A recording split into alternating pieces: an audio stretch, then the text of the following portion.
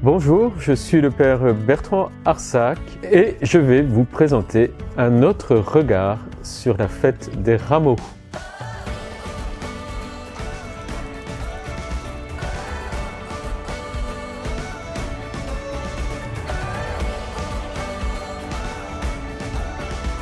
Ces rameaux, c'est beau.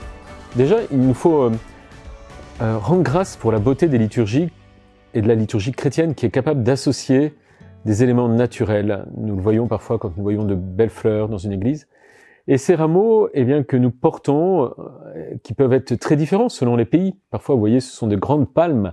Parfois, ce sont peut-être de plus modestes rameaux de buis. Parfois, c'est de l'olivier, du laurier, selon les cultures. Eh bien, ils sont vraiment ce signe de la joie. Vous voyez, comme on pourrait prendre des fleurs, lancer des pétales de rose, comme on le fait par exemple pour les processions du Saint-Sacrement. On associe en quelque sorte ce bel univers de la création à la fête du roi de la création. Et c'est ce geste-là que nous reprenons dans la liturgie avec nos propres rameaux. Nous nous réjouissons de la beauté de la création avec le maître de la création, en particulier dans ces temps de printemps, puisque les rameaux, même si ils peuvent être relativement tôt en saison, sont souvent dans cette période de renouveau de la nature.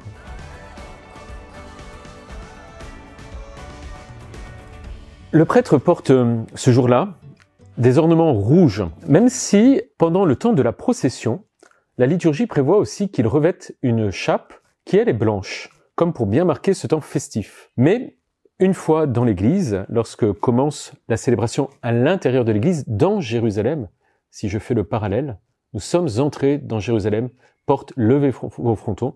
Le prêtre revêt un ornement rouge parce que, dorénavant, nous allons nous tourner vers le récit de la Passion. Et le récit de la Passion, eh bien, nous montre un Jésus qui est roi également, un roi humilié, qui est revêtu d'un manteau, nous dit la parole de Dieu, d'un manteau de pourpre, c'est-à-dire d'une couleur rouge, qui est la couleur de la royauté. Il va également porter une couronne d'épines pour mimer, et bien sûr se moquer de lui, mais pour mimer cette royauté. Ce sont les gardiens cruels qui lui donnent cet objet.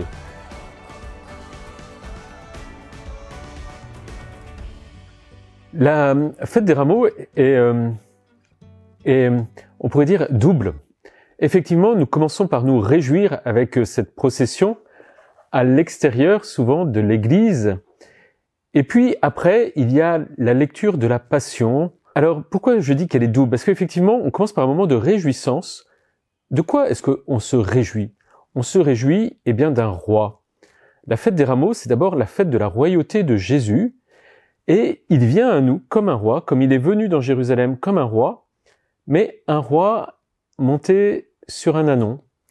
C'est-à-dire un roi qui nous dit, la victoire, c'est par l'humilité que je la gagne, et non par la force. Et ça, c'est un vrai motif de réjouissance. Et non seulement c'est par l'humilité qu'il nous donne cette victoire, l'humilité de sa vie, mais aussi par le don de sa vie. C'est ce que nous lisons dans la Passion. Jésus est roi en donnant sa vie. Alors, ce deuxième temps nous réjouit aussi, même s'il est beaucoup plus grave. Donc, la fête des rameaux, c'est une vraie fête, joyeuse et grave à la fois. Nous nous réjouissons et en même temps, nous savons, nous voyons que cette joie, elle viendra aussi d'un effort immense, le don d'une vie dans lequel nous nous inscrivons aussi. La fête des rameaux, eh bien, elle est doublement joyeuse aussi parce que nous entendons deux évangiles. Nous entendons d'abord cet évangile sur le parvis de l'église qui nous raconte l'entrée messianique, comme il est convenu de dire, de Jésus dans Jérusalem. Le roi rentre dans Jérusalem et nous allons rentrer dans Jérusalem qui est l'église. Et donc, à l'extérieur, avant de passer la porte sainte, j'ai presque envie de dire, eh bien, nous lisons ce premier évangile où on voit Jésus qui monte et qui est entouré de la foule qui l'acclame et qui l'acclame avec des rameaux, avec ces grandes branches qui donne un côté très joyeux à cette entrée. Et puis, dans l'église, une fois que nous sommes entrés dans Jérusalem, eh bien, là, l'action se resserre. Nous allons tout doucement écouter comment ce roi va donner sa vie à son peuple, eh bien, en se laissant crucifier. Et nous allons écouter le long récit de la Passion qui va marquer toute la semaine sainte. Il y a quelque chose donc de préparatoire dans la lecture de la Passion, le jour des rameaux, pour que nous puissions nous préparer c'est tout simple à dire, à entendre, non seulement à entendre le récit, mais à vivre heure après heure les derniers moments du passage terrestre de Jésus.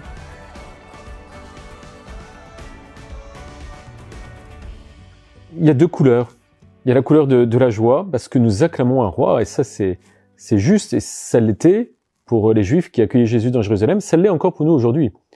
Jésus nous montre le vrai visage de la royauté, c'est-à-dire le vrai visage de Dieu, l'humilité, celui qui est sur un ânon, comme je le disais, hein, qui n'est pas un animal de victoire, de guerrier, mais au contraire, celui de la modestie et de l'humilité. Donc, il y a vraiment une dimension joyeuse à cette fête qu'il nous faut honorer. Et en même temps, eh bien, il y a une certaine solennité, gravité, à découvrir tout doucement la manière dont ce roi nous sauve.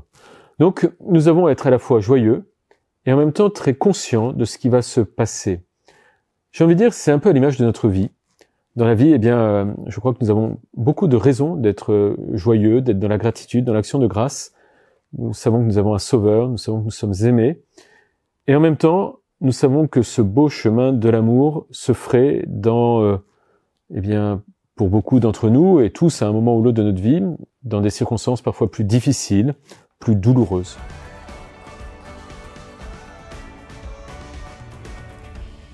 Pas de jeûne le jour des rameaux. C'est déjà, si vous le savez, c'est un dimanche. Le dimanche, pendant le temps de carême, nous avons l'habitude de dire que parce que la résurrection est toujours plus forte que la mort, que nous pouvons suspendre en quelque sorte le carême. Il est comme mis légèrement entre parenthèses, même si nous vivons bien sûr dans l'esprit du carême, y compris les dimanches de carême. Mais ce n'est pas non plus le dimanche de Pâques. Voilà, nous ne sommes pas dans la fête du dimanche de Pâques, nous ne sommes pas encore dans la joie pascale. Donc, eh bien, réjouissons-nous, peut-être aussi profitons de cette journée qui donne à voir au monde la beauté de l'Église. Vous savez, souvent les célébrations de Ramos sont bien relayées, ou sont diffusées même parfois, ou elles sont visibles, ne serait-ce que cela, dans les rues. Ces Ramos, c'est d'abord le signe de la vie. Vous le savez, c'est la nature qui repousse. Et nous savons que beaucoup de personnes aiment venir à ces célébrations pour prendre un rameau. Voilà, on peut en penser ce qu'on veut, mais elles vont venir et elles sentent qu'il y a quelque chose de l'ordre de la vie qui se joue là. Si elles peuvent pas venir à nous, pourquoi pas aller à elles?